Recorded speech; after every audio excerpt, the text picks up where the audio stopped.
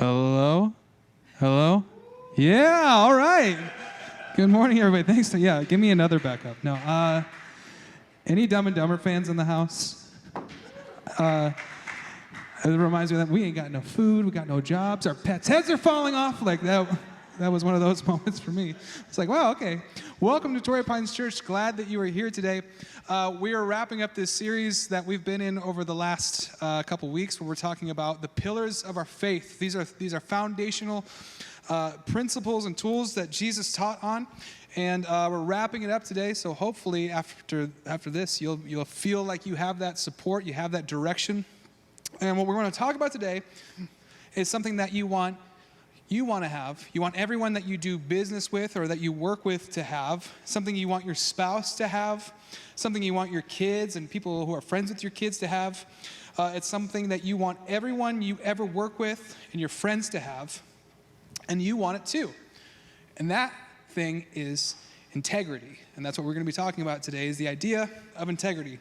Here's a little story that shows you a little bit of what integrity can do for you in your life. A few years ago, a Sports Illustrated magazine published a story about a 7-year-old Little League baseball player named Tanner Muncy and his integrity that he had. See, he was playing in a Little League game. It was like a tournament, and he was playing, I believe he was playing first base, or he was playing second base, and as the runner approached the plate, he went to tag him, and the runner came in, and then the umpire said that he was out. And then Tanner tagged him on the shoulder and said, "Hey, I missed him. I didn't tag him. I didn't make the tag. I missed him." And the umpire is like looking at him like I can't believe you just said that. Okay, so what do you want to do? He's like, "Well, he's safe." And the umpire goes, "Okay, never mind. Runner's safe. Runner's safe." And so, I mean, could you imagine that happening today in like professional sports? No one would ever do that. No one ever meant, you know what, my bad. I didn't mean to do that. You wouldn't have like a offensive lineman being like, "I actually held that guy on that last play. You should probably go ahead and throw the yellow flag there." But then 2 weeks later, Tanner was actually playing shortstop, and that same umpire was calling the game. And then as the game is going on, a runner comes up, gets to third base, and the umpire says, "Safe, runner's safe." And Tanner looks a little annoyed. He looks a little bit like, "Okay, man, well, whatever." And the umpire goes up to Tanner and goes, "Hey, what's wrong? Everything okay?" He's like, "I got him. I tagged him. He should be out." And then the umpire said, "Are you sure?" And he said, "Yes." The umpire said, "Okay, runner out." And all the Little League parents were super chill about it. They were really like understanding. No, they weren't, because Little League parents are crazy. You're some of them, I know it. We'll have prayer for you after the service. But that's what integrity did for him, because he was honest. And because he showed honesty, the people around him were responding to that and believed in his honesty, believed that his word meant what he said. And that's one of the things that Jesus calls us to do, for our yes to mean yes and our no to mean no, for our word to hold some sort of meaning. And that's what it means to be a Jesus-following person. Jesus talked about being this kind of person whose word can be trusted. And let's look at, and this is sort of our focus verse for today as we're talking the way of Jesus in the way of integrity. This is Matthew 5:33 through 37. "You have also heard that our ancestors were told, 'You must not break your vows. You must carry out the vows you make to the Lord.' But I say, do not make any vows. Do not say, 'By heaven,' because heaven is God's throne. And do not say, 'By earth,' because the earth is his footstool. And do not say, 'By Jerusalem,' for Jerusalem is the city of the great king. Do not even say, 'By my head,' for you can't turn one hair white or black. Just keep it simple. Yes, I will, or no, I won't. Anything beyond this is from the evil one." Now, lying in integrity was people lying was a pretty regular part of life. And so you would see people say and use these phrases that he uses in here, right? "By heaven, I mean this." Or by Jerusalem. They thought maybe by saying, "I swear on the holy city," then that would mean that their word meant something more. But what Jesus is coming in, and actually, you know what's kind of funny, is we still do this today, right? You say, I swear on my life, or I swear, I promise, as God is my witness, I swear to God that I will keep this promise. Or the weirdest one, I swear on my mother's grave. What happens if you break that promise? Something to think about, I don't know, but it's a pretty weird and pretty creepy thing when you really think about it. But what people were doing in Jesus' day is they were invoking God's name to try and add credibility to what they were saying. So people started creating loopholes when it came to telling the truth. They said, I swear by God's name, we're absolutely bound to be truthful. But what if we swear by something less than God's name? Then we could be less than truthful. So Jesus kept it very straightforward so that there was no misunderstanding. He said a simple yes or a simple no is enough. Don't add to it or make it all spiritual. Just keep your word. Be a truth teller. Be a commitment keeper and have integrity. That's what he's calling us to do.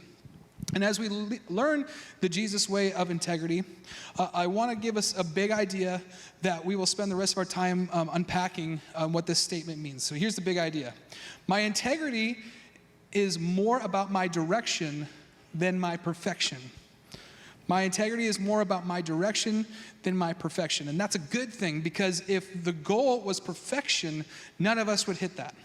None of us would ever be able to hit that 100%, because none of us are perfect. None of us do the right thing or say the right thing 100% of the time. We all make mistakes. We all sin. We all fall short of God's standards and our own. So if integrity is not perfection, then what is it? Well, the English word integrity comes from the Latin adjective integer, which means whole or complete. And this is kind of a construction term. You've probably also heard this used in construction, where it's like talking about a bridge. Like, that bridge has integrity. It has no faults. It has no weak spots. Or a building, the foundation has strong integrity, so we can trust it. But when we're saying a person has integrity, we're not saying that they are perfect or without any problems like a structural building. Personal integrity is more about the outer direction of one's life aligned with the interior beliefs. Personal integrity is about moving in the direction of my beliefs and convictions even after I've made a mistake. I want us to understand the Jesus way of integrity is and what it will do by looking at three different aspects of it. The first aspect of it, of integrity, is having an integrated life. I'll explain what that means, having an integrated life. Has anybody ever watched, this is a safe place, there's like those true crime shows that are on like Netflix and stuff, where they're either like documentary style or they're kind of like dramatic recreations of, these different people that do bad things. And then once you watch one, then like Netflix, the algorithm, it keeps feeding them to you. And so you just end up just keeping into this loophole of watching all these weird people. And then you're like, all right, let's see what this weirdo is all about. And then you just kind of see this and you watch them. And then of course you end up like maybe losing track of the time, and it's like too late at night, and then you're like, oh my gosh, I need to get like more locks in this house because there's some crazy people out there. I have been known to go down those rabbit holes once or twice, and here's the thing that I learn about watching those shows is, one, nobody gets away with it forever. You're eventually going to get caught. It's a good reminder to have, that eventually you are going to get caught. And then the second thing is these people have very segregated lives where they've compartmentalized part of their life to where they have a life where people know them in their public life and how everyone sees them. And then they have their private life that people don't even see. Even sometimes when someone's very close to them, they don't even see in plain sight that they have a completely separate life where they're doing all of these horrible things. Now, the enemy of our soul wants us to compartmentalize our lives. He wants us to keep things hidden and separate from the other parts of our life so that, when people see us one way, but then we actually are acting a different way, separated from them. I'll show you what I'm talking about in two different graphics. This is a compartmentalized life. You can see there's kind of like different silos, like different sections where we would just kind of put these different buckets, and they all exist kind of separately from each other. And a compartmentalized life destroys us, our relationships, and our faith. This is not the way God wants us to live. This other graphic is about the integrated life. Having an integrated life means bringing the segregated areas of my life together into a harmonized whole. You see, at the very center is my faith, and it is my belief in Jesus. That's number one. That's the number one thing. And then throughout all that is the rest of my life. But it's harmonized and whole. Christ is at the center, and all the things are interconnected through Christ. Integration means fully surrendering to God and giving him access to everything. He is in all things and empowering all aspects of my life as they are into him. I love how Eugene Peterson explains the idea of an integrated life in his message paraphrase here in 1 Corinthians, where the different bodies of Christ come together as one. I don't know if we have this on the screen, but I'll read it for us. This is 1 Corinthians 12 through 13 in the message paraphrase. By means of his one Spirit, we all said goodbye to our partial and piecemeal lives. We each used to independently call our own shots, but then he entered into a large and integrated life in which he has the final say in everything. This is what we proclaim in word and action when we were baptized. Each of us is now part of a resurrection body, refreshed and sustained at one fountain, his Spirit, where we all come to drink.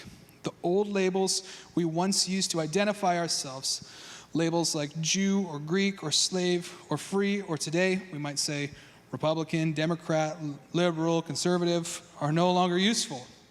We need something larger and more comprehensive. Now, to pause there, because I think there's something this is kind of like a side tangent, and then I'll get right back on track. Because I think I started to say something there that I think maybe like started to spur something up where, next year, I don't know if you knew this, there's a little thing called an election. And before everybody loses their minds, and we want to say this now so that it doesn't come off as like a hot button thing later, but to say now, let's come into an agreement as a group that one of the beautiful things about the body of the church is that all are welcome to come and worship and to be with Christ. And we talk about this idea of here's our primary focus and here's our secondary focus. And one thing that we would all want to agree in is our primary focus, that first thing, is Christ. Christ is number one. Now, number two, or lower on the list, you might feel as if your political beliefs are important, and I'm not saying they're not, they are, or who you vote for is important, and it is. But to be clear, if you are a Democrat, you are welcome to worship here. If you're a Republican, you're welcome to worship here. Liberal, conservative, independent, we all can come together under the agreement that above all else, Jesus is number one. And as long as we can be in agreement to that, Jesus is number one, then that will give us a healthy body to have healthy discussion in the future. Okay, slight tangent over.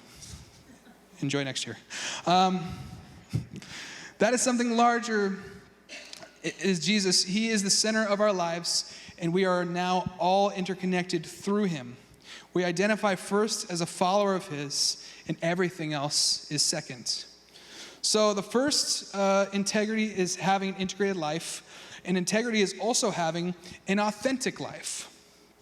We use a phrase, if you've been through our starting steps, we call it lights on, windows open. We live an authentic life. Having integrity and being authentic means that we don't hold up or have a false front, suggesting we are more than we really are. It means we're able to be honest about where we are with respect to our beliefs, our convictions, and goals. Integrity comes when we are transparent with our flaws, failures, and the ways we need to grow. When we live an authentic life that models integrity as direction and not perfection, we are able to inspire and invite others into a living and authentic life as they see our own failures as we keep moving forward. The Apostle Paul tells Jesus' followers the action we must constantly take to live this kind of authentic life in Ephesians 4:22 through 24. It says, "You were taught with regard to your former way of life to put off your old self, which is being corrupted by its deceitful desires, to be made new in the attitude of your minds, and to put on the new self, created to be like God in true righteousness and holiness." We call this the put off, put on principle. Here's how it works. As I live this Jesus life, I'm still tied to my flesh, right? My body and my desires. And I live in this world, this earth, which is still broken and full of sin. And because of that, I just am going to sin. I am going to fall short of new creation that God has made me and is making me. He saved me, and he's still saving me, sanctifying me, and growing me. We're constantly in that process with God, because perfection isn't actually attainable on this side of heaven because of my flesh and because of this broken world. So what I must do to partner with God in the new creation process in me is to continually put off the old me, to reject the old me, to walk away from my old sins and behaviors. When I do blow it, when I do make a mistake, to admit it, and to admit it to him, to confess. And the thing is he already knows. So just by confessing that, what I'm allowing God to do is actually be invited into the process of my brokenness and of my mistakes. It's through that process. That is the constant way we need to live, because I'm admitting that that's not who I am anymore. And I then must put on my new self, the new person that God is making me. And that means I stand in his righteousness and not my own. I'm whole and I'm holy because of what Jesus did for me, not because of what I do. So here's another way to understand the put off and put on principle. It's just simply this phrase: authenticity is the ability to expose my brokenness and embrace God's grace, to take it into the light, to bring it from the darkness into the light, and allow him to do the work, and allow him to be invited into that process. An authentic person is one who is both privately and publicly putting off their old self by exposing their brokenness. This is where I need help. And putting on their new self, or embracing God's grace, this is who God says that I am. And fully always remembering that he says that he has more for me, that he wants more for you. He wants more for your character and for your integrity. And in this church, you can do both. You don't have to hide your habits or your hurts or your hang-ups. God will give you the grace, and so will we. We're not to be the judge. And isn't that the kind of church that you want to be a part of? The kind of family you want to be in. Let's choose to be authentic people, not to be hiding who we are into secret, compartmentalized areas. So integrity is an integrated life, it's an authentic life, and it's an improving life. I think when we look at our lives and you look at kind of the different hats you wear, the different roles you wear, I see who I am, and I see who I want to be, and I see that there's a gap there, right? Like there is a better version of myself that I see, and I see the ways I fall short. And if you're like, I don't see that for me, I'm kind of crushing it. We'll cover that topic in a couple weeks. It's called Pride, and we'll get to that in our next series. But there's the husband that I am, and then the husband that I want to be. There's the pastor that I am and the pastor that I want to be, the friend that I am and the friend that I want to be. And it can be easy to see those gaps and get frustrated, but we learn to ask, am I moving forward? Am I growing? Am I getting better? We should be able to look ahead and say, I'm not where I want to be, but when I look back, we should be able to say, thank God I'm not where I used to be. I'm making progress. It's moving in the right direction. At least I've made that progress in my life. Integrity is saying, I'm still choosing to move forward. My life is moving in the direction of my core beliefs and convictions. Look at this last scripture that I have for you that is a great prayer of integrity. This is Psalm 139, 23 through 24. A prayer that I pray regularly, and I would encourage you to as well, because it is a great way for God to reveal things to us. It says, "Search me, O God, and know my heart. Test me and know my anxious thoughts. Point out anything in me that offends you, and lead me along the path of everlasting life." This prayer is what integrity sounds like. It's trusting God with our true selves and saying, "God, keep moving me in your direction, the path of everlasting life." So that's the playbook, and that's the plan. And what we always want to try to do here at Torrey Pines Church is we want to say, hey, if that is something that you want in your life, you want to be able to take that step and say, I want to acknowledge the things that I'm working on, and I want to be able to have that. You know, you said we can talk about these things, or we can work with other people on these things. And we always want to give a practical next step. And so we have groups that are starting. Those are a wonderful place to be able to know one another and be able to talk about these things and be able to grow together in that direction. And then in addition to that, a new thing here is we are having a new specific ministry that's going to be starting called Regeneration. And Regeneration is a great tool for you to be able to go to and be able to share and really work through this process of what we're talking about, of seeing who you want to be, but being able to acknowledge, here's where I'm at, and how can I just keep getting better step by step, day by day. And to give you an idea of what that's like, our friend Colleen is going to share her story with us right now. Hi, my name is Colleen, and I have a new life in Christ. I would like to share with you my experience through the ministry Regeneration. It's just been an amazing journey. I've seen miracles in my life because of it. And, now that I've actually gone through the whole ministry, I'm very excited to share it with everyone, because I think it's so important that we share our own stories of brokenness and our own stories of struggle, so people can understand that we're all living a life of brokenness, and there is hope in Jesus Christ.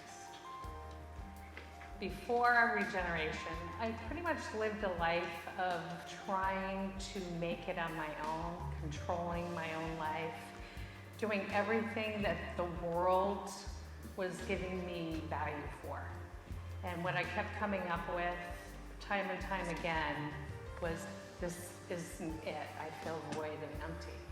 And what Regen has given me is an intimate relationship with Jesus Christ. I have found a life and a peace that just cannot be explained. Just gives me peace in the chaos and fundamental tools to just lean into Jesus when I'm asking for hope and peace. He is really the only person that can give me that peace and hope. Yeah, let's give it up for Colleen, sharing her story. We hope that this ministry could be a blessing to you. If that's something you're interested in, it's going to be starting next month. Scott's actually here today, Colleen's husband. Would love to give you more information on how you can get involved in that group. Well, this has just been a great series. Thank you for joining us and being a part of it. We're going to kind of close this down, this pillar series, this foundations of faith by doing something a little different. We're gonna worship, but also we're gonna pray a blessing over you. And the lyrics to this worship song that we're gonna close with today actually line up with this verse and that comes from Numbers. That I just want to pray over you as a blessing and pray over your family, and then after that we'll worship together. So would you guys stand with me today? I'll pray this over you, and then we'll pray this together as a church in song. Say, the Lord bless you and keep you. The Lord make his face shine on you and be gracious to you. The Lord turn his face towards you and give you peace. Amen? Amen. Let's sing together.